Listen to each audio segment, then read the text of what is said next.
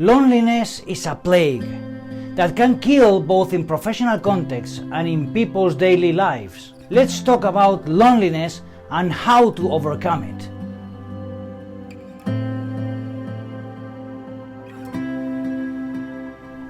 Welcome, I'm David. I'd like to encourage you to subscribe to our YouTube channel, since this will enable us to continue posting videos every week as we have in the past. In fact, there are studies that show that loneliness is one of the fastest growing causes of death in the world. The effects of chronic loneliness are dire in our society today.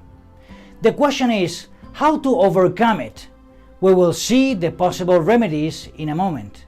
In fact, to this day, we know that chronic loneliness causes very damaging stress level effects for human beings, since we are not designed to be alone for extended period of time. Loneliness has an effect on the rate at which we age, increasing it into a very high level. It also has effects on the faster progression of diseases such as Alzheimer's or cancer. Literally and metabolically, the stress caused by loneliness negatively affects our immune system. Loneliness kills in numbers similar to obesity or tobacco, and loneliness can become a chronic problem.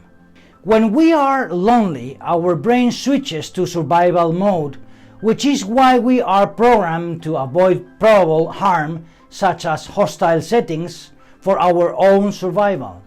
Interestingly, when we feel alone, our brain acts in favor of being more receptive to external signals. It even puts us on alert to capture them quickly.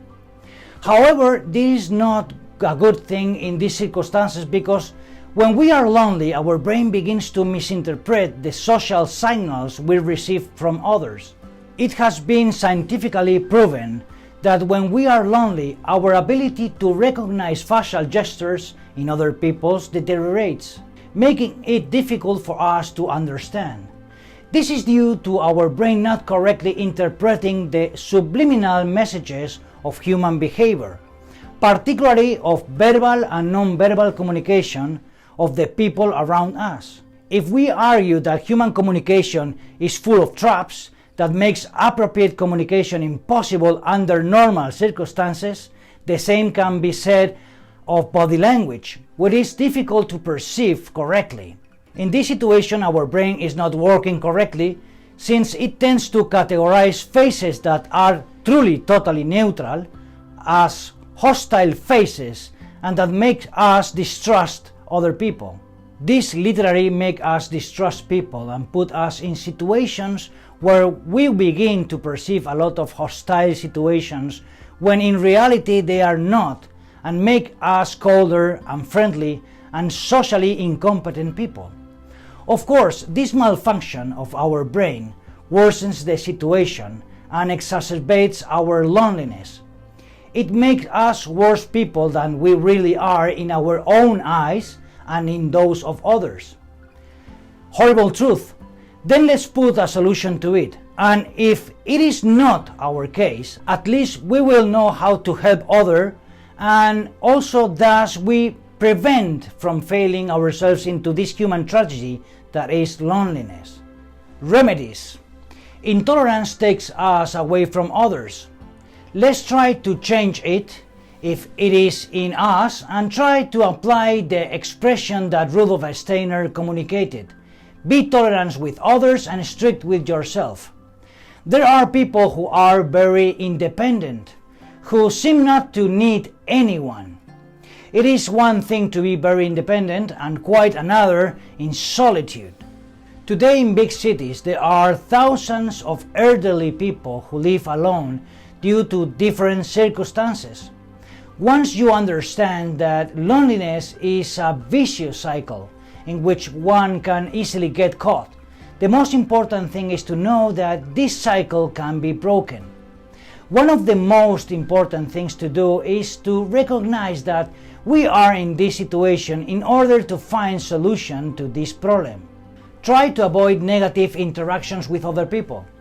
Looking only for interactions of neutral or positive nature since generally when we feel alone, we feel a sense of isolation, tension, and sadness, which causes us to selectively focus on negative aspects of people, of other people, and also of ourselves.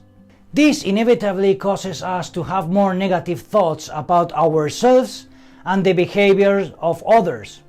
So it is best to avoid social interactions in which we can guess that these negative situations are going to occur. Let's begin to get closer to others by first responding to messages and calls of purely social nature, just as we force ourselves to get closer to other people in our work environment or our student environment. Physical closeness is almost 90% successful. Don't feel left out and others won't exclude you. Of course, we can achieve it progressively, step by step. There is no rush. Accept that loneliness is a completely natural emotion, that you should not be ashamed of it, because everyone, and I mean everyone, has experienced loneliness at some point in their lives, and no one has ever gotten rid of it. Understanding this problem by the rest of the people is vital. Once we accept its existence, we can get rid of its causes. Self-analyze. When you focus your attention throughout the day to avoid negative thoughts towards others, you will realize that other people's acts are not always correctly perceived, and we have misinterpreted them. Don't act on your skewed perception of others. In any event, double-check your assumptions. You will find that they don't always match reality. The mother of all blunders, screw-ups, are making assumptions. Don't make assumptions about their motivations based on your anxieties. People have a tendency to believe that whatever frightens us, the other person will try to do to us. Example, New York Times story. They met in a bar where he proposed a walk to her house. He took her through an unfamiliar street. He told her it was a shortcut. They arrived so early that they could see the 10 o'clock news. The end. Let's open up a little. Let's take a chance to find out more about others. If I have learned something in life on a personal level, is that people love to talk about themselves. It happens to me too. We love to talk about ourselves, even to strangers. So it will not be difficult for the rest of the people to start opening up to anything that you show them the way. Use the questioning technique to start conversations with others. Use open questions that produce lots of information and opens dialogue such as what and why, when and how, where and who. Evaluate your behavior with others. Try not to avoid their presence even gradually. Don't decline actions or invitations from others so quickly. Verbalizing and making others aware of our loneliness problems, as well as our inability to get along with other people, is not a sign of weakness, but on the contrary, what you are doing is showing courage by admitting it to others. That despite our ability to create a world with many fascinating aspects, we have yet to find a way to replace our basic biological urge to interact with other humans. This is in our DNA, in our character. Most of the animals of this planet meet their needs through their environment, but we humans meet our needs through other human beings. This link has always existed and will continue to exist. All of us have ever felt lonely in the past, or we feel lonely today, or we will feel lonely at some time in the future. When we don't know anyone at work, when we are new to a study center, or when we move to a new place, a new city, these are common scenarios that might make us feel lonely. It is ironic that we now live in a communication era in which we all connect to everyone at all times. There are, however, genuine links, or are they made up? I'm not trying to persuade you differently. These relationships are genuine. The only thing is that you could want to change the communication channel and go to a person-to-person relationship rather than relying on technology. The paradox is the number of people who are surrounded by friends and family but still feel alone. This type of people cannot get along or connect with other human beings for reasons that even today we try to elucidate.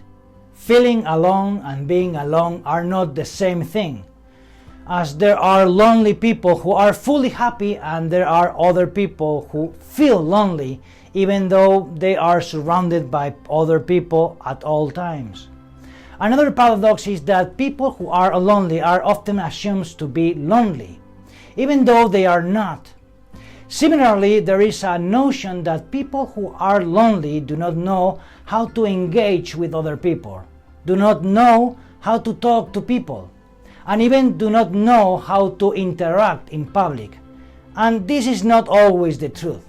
We also know that loneliness affects all kinds of people, even famous people who are literally surrounded by other people constantly, and these people, these same people of international fame, have above average verbal and non-verbal communication skills, but still feel lonely, unable to really connect with others. Loneliness is a normal mental and physical function, similar to hunger or grief. For millions of years, human beings have to need contact with other people in order to survive. Our grouping into clans, even our grouping into families, is the primary reason why man has survived so long. Being social is part of our biology, since in the past being alone meant death. It is essential to realize that within us, in the same way that we have the need to contact other people, there is also the ability to carry out this action naturally. Although we do not think so, we all have this capacity internally. It is a matter of developing and training it. Remember that this is so and cannot be changed, since we are biologically programmed to be with other people. We know this thanks to millions of years of existence. So if you are aware that this is so, that this is irrefutable, then let's try to connect with someone today. Let's propose something to someone. Write a message or call someone who you haven't talked to in a long time. The simple fact of inviting a coworker or classmate to a coffee is a first step that will help us to strengthen our personality. The technique of taking it for granted can be helpful. Every day we are aware that there are social activities around us, concerts, conventions, etc. Let's try to persuade someone to join us. The worst thing that could happen is for them to say no. We no longer have it ensured if we do not say it or propose it to anyone. Perseverance will be your faithful travel companion. We must not have high expectations. The important thing is that simply to open our personality a little to others. Of course, social contacts are also trained. Little by little you will gain confidence. In short, I would like to make you aware that loneliness is a very serious problem, and that if we look a little, we will surely see it around us. People who suffer from loneliness almost go unnoticed among us. So let's make the effort to see who they are and remedy this problem. And of course, if in your case you feel incapable of solving this lonely situation by yourself, do not hesitate, and I say do not hesitate to seek professional help. I assure you that it is worth it. We will continue to develop topics of interest that affect us all humans. And okay, if you consider our content of value, I would like to request your support in Patreon, where thanks to your collaboration we will be able to continue publishing articles, courses, and videos every day. Greetings!